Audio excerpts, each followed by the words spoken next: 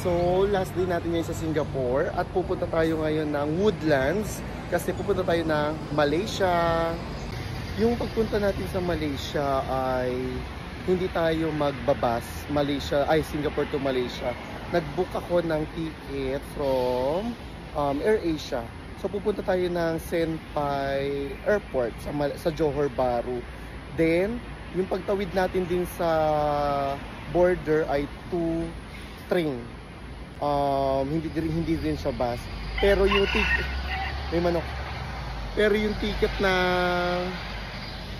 ticket natin ay mabilis daw maubos, kaya mas maganda daw kung maaga kang magbubuk doon sa KTM ng Malaysia para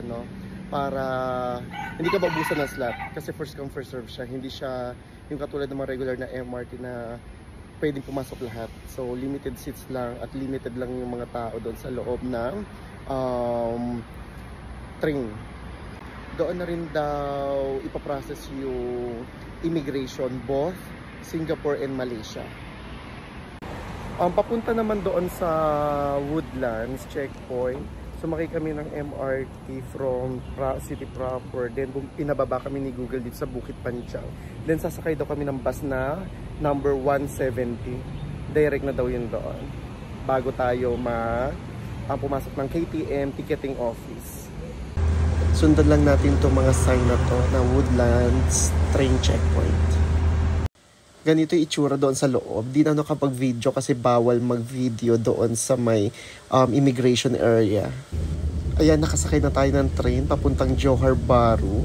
So, ito na yung boundary ng Singapore and Malaysia. Ayan, bababa lang natin from train at nasa Malaysia na tayo sa Johor Bahru. Ayan, nasa Johor Bahru na tayo. Welcome to Malaysia. So, hanap tayo ng Grab. So, nakababa na kami ng train from Johor Bahru. Then, magka-grab tayo papuntang Senai Airport, papuntang Kuala Lumpur. So, nakarating na tayo ng Senai Airport. From Johor Bahru hanggang Senai ay 24 minutes lang. Then, 50 ringgit ang binayaran namin sa Grab.